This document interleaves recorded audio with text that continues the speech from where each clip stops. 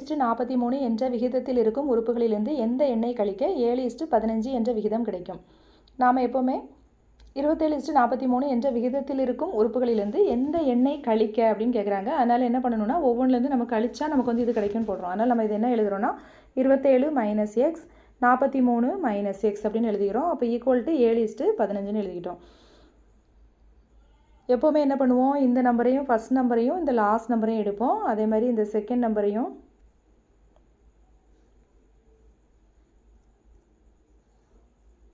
இந்த ஃபஸ்ட் நம்பரையும் இந்த லாஸ்ட் நம்பரையும் எடுத்திருக்கோம். அதே மாதிரி இந்த செகண்ட் நம்பரையும் இந்த ஃபஸ்ட் நம்பரையும் எடுப்போம்.